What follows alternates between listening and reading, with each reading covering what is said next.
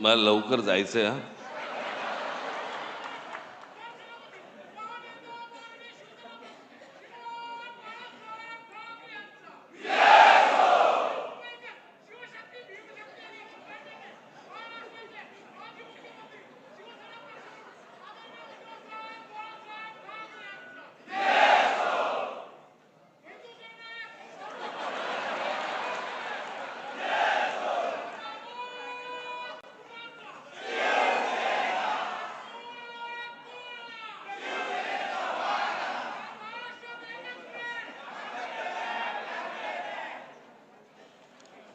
अजून बघ काय राहिलं असेल.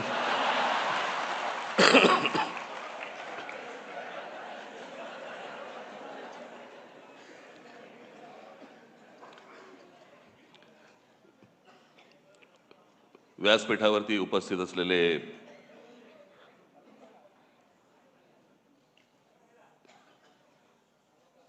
शिवसेनेचे पक्षप्रमुख उद्धव ठाकरे,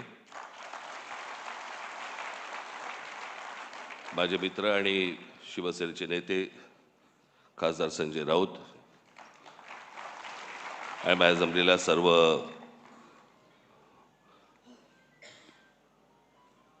हिंदू हृदय सम्राट शिवसेना प्रमुख बाळासाहेब ठाकरे प्रेमी मराठा मातांनो, निवडणुकीच्या अगोदर उद्धव आजारी पडले होते, सर्दी खोकला वगैरे. त्याच्यानंतर मी ताणून धरलं होतं.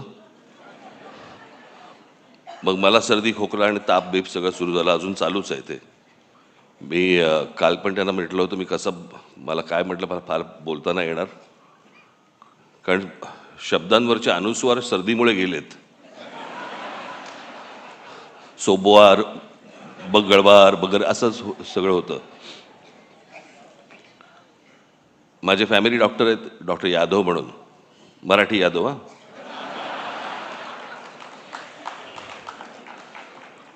मग मी त्यांच्याकडनं औषधं घेतली आणि मी उद्धवना दिली. मी 2 दिवसात बरे झाले. मी औषध घेतोय त्यांच्याकडनं 6 दिवस झाले, अजून काही नाही. मी परवा दिवशी यांना फोन केला, म्हटलं माझ्या डॉक्टरनी पक्ष बदलला की काय आयला.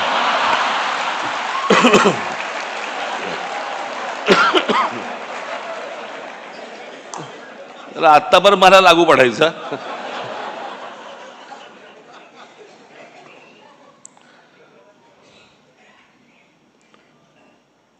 आज माननीय बाळासाहेबांचं जन्मशताब्दी वर्ष सुरू होत आहे. आज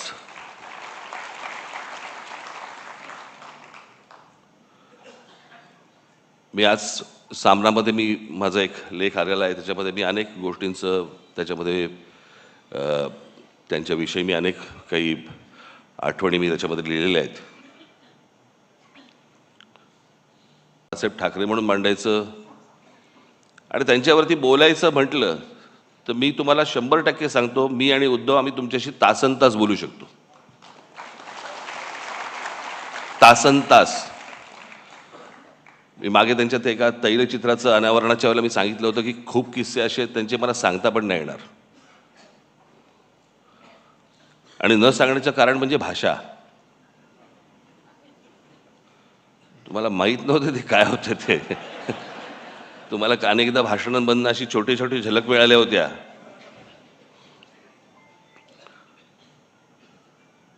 बट मी आजच ती गोष्ट माझ्या लेखामध्ये मी नमूद केलेली आहे की लहानपणापासून आम्ही अनेक गोष्टी पाहिल्या म्हणजे त्यांना पाहत आलो. बाहेर एवढं वादळ चालू असायचं, काय कुठे काही दंगली असायच्या, कुठे काही बाबा राडे असायचे, कुठे काही आंदोलनं असायची, कुठे काय काय कधी जेल, कधी काय कोणावरती काय कधी संकट येईल, सगळं बाहेर सगळं वातावरण चालू असताना हा माणूस ज्या वेळेला व्यंगचित्र काढायला बसायचा, त्या व्यंगचित्रामध्ये मला आजपर्यंत मी इतक्या गोष्टी पाहिल्या त्यांच्या इतक्या बारकाईने, मला कधी कुठचं मारकाम नाही दिसलं की बाहेर इतका गोंधळ सुरू आहे आता काहीतरी झटपट आटपा काहीतरी व्यंगचित्र काढा आणि द्या प्रिंटिंगला. कधीच नाही. मला असं वाटतं की कित्येकदा मी विचार करतो, पण ते अशक्य आहे ती गोष्ट. ती जी समाधी लागणं ज्याला म्हणतो ना आपण, मला असं वाटतं अनेकदा लोकांना असं वाटत असेल त्यावेळेला, अरे एवढं सगळं बाहेर चालू आणि हा माणूस काय व्यंगचित्र काय करतोय. ती व्यंगचित्र नव्हती नुसती, ती त्या माणसाची समाधी होती. त्या समाधीत तल्लीन होणं ज्याला म्हणतो ना आपण, आणि त्या एकाग्रतेतनं त्या सगळ्या गोष्टी करणं. कुठेही पेन्सिल नाही हल्ली का, ब्रश नाही हल्ला का, कुठे बाबा त्याच्यातला विनोद नाही हल्ला. म्हणजे बाहेर एवढं सगळं वातावरण असताना त्या व्यंगचित्रातला विनोदही नाही कधी हल्ला. मी मागे एकदा एका शीर्षकाबद्दल बोललो होतो. एक तेंडुलकरांचं एक पुस्तक आहे, त्या पुस्तकाचं शीर्षक आहे, फार छान शीर्षक आहे, की हे सारं येतं कुठून. भाई ज्या वेळेला मी बाळासाहेब म्हणून ज्यावेळेला मी विचार करायला लागतो, त्यावेळेला या अनेक गोष्टी ज्यावेळेला डोळ्यासमोरून जातात, खरंच प्रश्न पडतो की हे येतं कुठून, आलं कुठून. आणि म्हणून तो या देशामधल्या सगळ्या राजकारण्यांपेक्षा जो वेगळा माणूस होता, त्याचं कारणच ते होतं.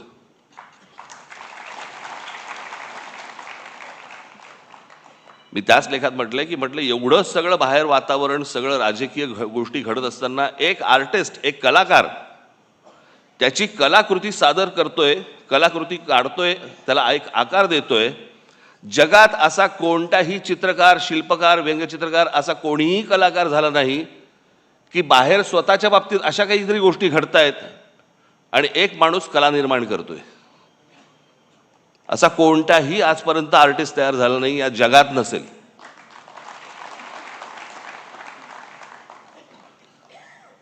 त्यांचे तर्क असायचे. मला तर आजची ही परिस्थिती पाहिली, राजकारणाची परिस्थिती पाहिली. मला आज मी त्या दिवशी माझ्या भाषणामध्ये मी म्हटलं की आज इथे बाळासाहेब असायला पाहिजे होते. पण आज महाराष्ट्राची आणि देशाची जी राजकीय परिस्थिती निर्माण झालेली आहे, म्हणजे गुलामांचा बाजार, आणि हे सगळं महाराष्ट्रामधलं सगळं चित्र पाहिल्यानंतर, कुठेही जा तुम्ही, हे सगळं चित्र पाहिल्यानंतर आज मला असं वाटतंय बाळासाहेब नाही येत ते बरं आहे.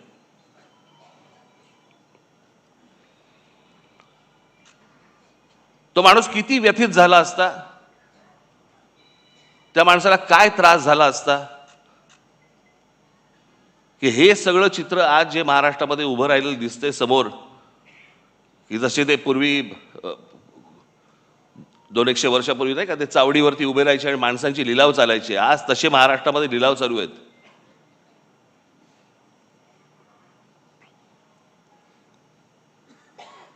आज अनेक ठिकाणी तुमच्या बाहेरच्या सगळ्या जिल्ह्यांमध्ये, कल्याण डोंबिवली असेल, इतर ठिकाणी माझं उद्धव ठाकरे आणि माझं संजय राऊतांची बोलणं झालं.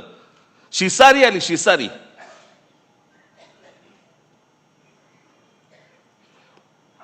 ज्याला व्यथित व्हायला म्हणतो ना आपण, की काय चालू आहे, कुठे नेतोय आपण. आणि आज ही परिस्थिती पाहायला माननीय बाळासाहेब नाही ह्याच्यासारखी चांगली गोष्ट नाही, की तो माणूस आज हे सगळं बघायला नाहीये. तो पाहूच शकला नसता हे माणूस, की ज्या गोष्टी शून्यातनं उभ्या केल्या. आज तुम्ही बाहेरच्याही, तुम्ही बाकीच्या पक्षांमध्ये बघा, अनेक लोक तुम्हाला दिसतील की जे बाळासाहेबांनीच निर्माण केले होते.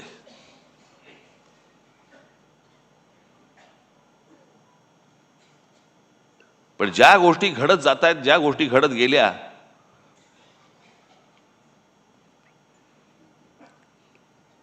मी ज्यावेळेला बाहेर पडलो त्याच्या वेदना वेगळ्या होत्या. माझ्यासाठी पक्ष सोडणं नव्हतं, माझ्यासाठी घर सोडणं होतं.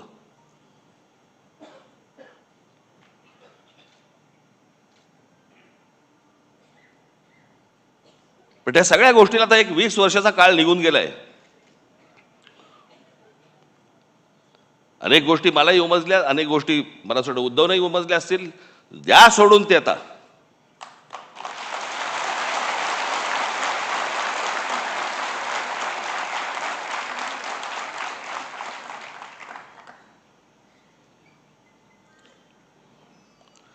काय सकाळी गेल्यावरती साफ झालेली बरी असते, चला कुठे आयुष्यभर गुंतत बसायचं.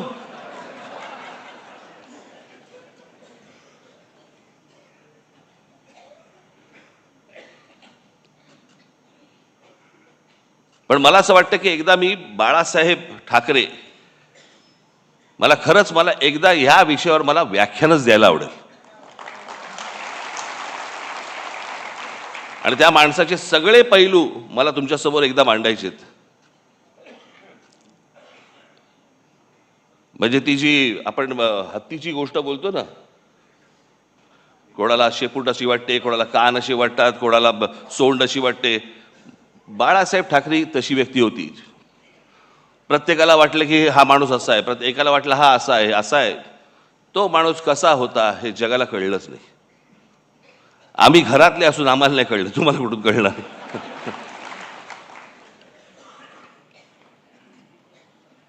पण ते होतं, ते विलक्षण होतं. आज मी सामनामध्ये तर लेख लिहिलाच आहे, पण मी आज सकाळी माझं एक ट्विट केले. काही जणांनी ऐकलं असेल, काही जणांनी वाचलं असेल, काही जणांनी नसेल वाचलं. मला असं वाटतं की माझ्या बोलण्याची बोलणं थांबवायच्या अगोदर मी लिहिलेलं ते जे ट्विट आहे ती मी एकदा तुमच्यासमोर फक्त मला वाचून दाखवायचं आहे.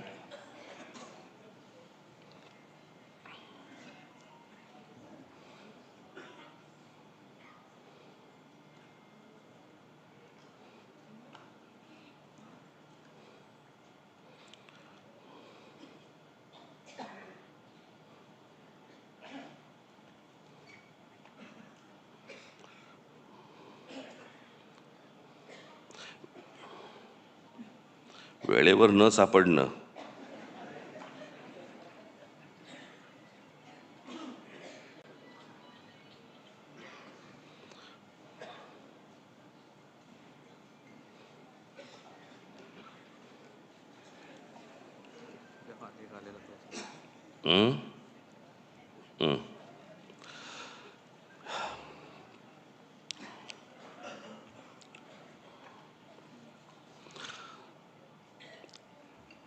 स्वर्गीय बाळासाहेबांची आज 100वी जयंती. इतिहासात जन्मशताब्दी वर्ष अनेकांची साजरी झाली आहेत आणि होतील देखील. पण एखादी व्यक्ती हयात नसताना देखील ती लोकांच्या स्मृतीत राहावी आणि त्या व्यक्तीने आज देखील एखाद्या प्रांताच्या राजकारणाला आणि समाजकारणाला आकार देत राहावं हे दुर्मिळ. हे फक्त बहुधा बाळासाहेबांच्या बाबतीत घडू शकतं आणि म्हणूनच बाळासाहेब 100 वर्षांनीच काय पण त्यांच्या द्विशतकी जन्मवर्षात देखील लोकांच्या स्मरणात राहतील याची मला पूर्ण खात्री आहे. फक्त तेव्हा मात्र बाळासाहेबांचं स्मरण करणारा मराठी माणूस हा दुभंगलेला, खचलेला, पिचलेला आणि अन्याय मुकाट्याने सहन करणारा नसावा. आज निष्ठा सहज विकल्या जातात, तत्व सहज फेकून दिली जातात आणि राजकारण हे पूर्ण व्यवहारी झालं आहे. आज राजकारणातलं हे यश हे कुठले मुद्दे ऐरणीवर आणले, प्रांतिक भाषिक अस्मिता किती धगधगत ठेवली यापेक्षा निवडणुकीच्या राजकारणात किती यश मिळालं आणि त्यासाठी काय क्लुप्त्या वापराव्या लागल्या आणि मोजलं जातं यावरच मोजलं जातं. बाळासाहेबांच्या काळात या असल्या अपेक्षांच्या फुटपट्ट्या नव्हत्या आणि असत्या तरी त्यांनी त्या झुगारून दिल्या असत्या. त्यांना स्वतःला सत्तेचं अप्रूप नव्हतं, पण सामान्य कार्यकर्त्याला सत्तेच्या पदावरती बसवण्याचं समाधान मात्र त्यांना मिळालं. सत्ता येते जाते. आजचे सत्ताधीश उद्या एखाद्या नामफलकापुरते राहतात, पण काही पिढ्या झपाटून टाकतील असा प्रभाव फार थोडे लोक टाकून जातात. हा प्रभाव हीच बाळासाहेबांची शक्ती राहिली, हाच त्यांचा वारसा राहिला. बाळासाहेब दूरदर्शी होते. त्यांचा दृष्टिकोन आजही सुसंगत वाटतो आणि भविष्यातही राहील. त्यामुळेच ते कालातीत राहतील. बाळासाहेबांसारखी प्रतिभा परत कधी बघायला मिळणार नाही हे जितकं खरं आहे, तितकंच बाळासाहेबांसारखं राजकारण करणं यापुढे कोणालाच जमणार नाही हे देखील खरं आहे. पण त्यांच्या प्रतिमेला कुठेही धक्का लागणार नाही आणि त्यांनी मराठी भाषेसाठी, मराठी माणसांसाठी उभारलेला लढा हा मात्र धगधगत राहील हे पाहणं बाळासाहेबांच्या पुढच्या पिढ्यांच्या हातात आहे आणि ते आम्ही नेटाने करू हा आमचा मराठी माणसाला शब्द आहे. राजकारणात कधीतरी बाळासाहेबांना पण लवचिक भूमिका घ्यावी लागली म्हणून त्यांचं मराठी माणसावरचं प्रेम तसूभरही कमी झालं नाही, उलट ते अधिक दृढ होत गेलं.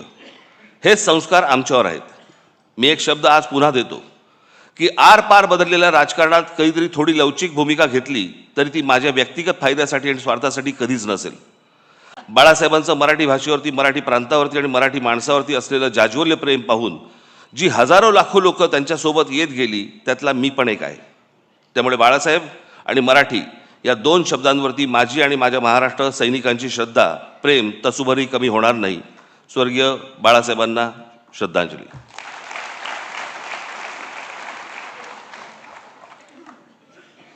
मला एकच छोटासा प्रसंग मला आठवतो, प्रमोद महाजनांनी सांगितलेला. मला असं वाटतं उद्धवना पण तो माहिती निश्चित असणारच. बाळासाहेब कलानगरमध्ये अशी फेऱ्या मारायची आणि मला असं वाटतं ही गोष्ट असेल 86ची वगैरे, 86 नाही, 85 सालची गोष्ट असेल. आणि त्यावेळेला प्रमोद महाजनांना बाळासाहेब असं म्हणाले होते की प्रमोद, या देशातल्या हिंदूंना मी हिंदू म्हणून मतदान करायला लावीन आणि हिंदू मतदार तयार होतील. प्रमोद महाजन बोलले, बाळासाहेब शक्य नाही हे या देशामध्ये. ते बोलले, तू बाळासाहेब मला ओळखत नाहीस. आणि बाळासाहेबांनी या देशामध्ये हिंदूंना, हिंदू एक राजकीय शक्ती बनू शकते हे या देशामध्ये बाळासाहेबांनी सिद्ध करून दाखवलं. तोपर्यंत इतरांना कोणाला माहीत पण नव्हतं, कल्पना देखील नव्हती, भारतीय जनता पक्षाला देखील नाही. पण ज्या माणसाने, अर्थात त्यावेळेचं वातावरणच वेगळं होतं. त्यावेळेला वातावरण हे काही तयार केलेलं वातावरण नव्हतं, ते झालेलं वातावरण होतं. आणि त्या वातावरणामध्ये त्या बाळासाहेबांनी ज्यावेळेला तो विचार ज्यावेळेला या देशामध्ये फुंकला आणि त्याच्यानंतर जे यश सर्वार्थाने यायला लागलं, आज जर बाळासाहेब असते आणि तो जो हिंदुत्वाचा आज जो काही इतर सगळ्या ठिकाणी जो काही बाजार मांडून ठेवलेला आहे तो पाहिला असता निश्चित व्यथित झाले असते की अरे मी काय बोलून गेलो, मी काय सांगत होतो, मी तुम्हाला काय म्हणत होतो आणि हे आता कुठच्या परिस्थितीमध्ये तुम्ही आणलत. एखादी गोष्ट, एखादा माणूस ज्यावेळेला ती घडवतो, ती घडवल्यानंतर त्याचं पुढे बाकीचे लोक काय करतात, हा एक देश, हे एक्झाम्पल आहे, त्याचं उदाहरण आहे त्याचं. पण मला असं वाटतं की बाळासाहेबांनी ज्या तडफेने, ज्या निष्ठेने ते विचार जे मांडले, खास करून महाराष्ट्रामध्ये मराठी माणसाबद्दलची मांडले, हिंदूंना त्यांनी हिंदू म्हणून जागृत केले, पण दुसऱ्यांचे वाभाडे काढण्यासाठी नव्हे, स्वतःच्या स्वाभिमानासाठी उभे केले. मला असं वाटतं की तो स्वाभिमान, ते प्रेम आपण सतत सगळेजण जागृत ठेवू अशी एक मला आशा, अपेक्षा आहे. हे वर्ष बाळासाहेबांचं जन्मशताब्दी वर्ष आहे, आज सुरुवात होते आहे. मलाही काही कल्पना सुचतील, मला असं वाटतं उद्धवनाही सुचतील, तुम्हालाही काही सुचतील. मला असं वाटतं की एक येणाऱ्या पिढ्यांसाठी एक आदर्श असं एक वर्ष आपण लोकांसमोर ठेवू, आणू आणि त्यांच्यासमोर आपण बाळासाहेब काय होते हे मांडण्याचा आपण जास्तीत जास्त चांगला प्रयत्न आपण याच्यापुढे करूया. आज मला या कार्यक्रमाच्या निमित्ताने मला इथे बोलवलं त्याबद्दल मी अत्यंत आपला आभारी आहे. धन्यवाद. जय हिंद, जय महाराष्ट्र.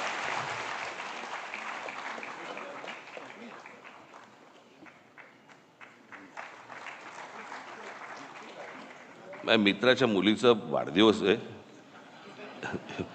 तिला कळणार नाही, ती 1 वर्षाची आहे, पण मला जायला लागेल.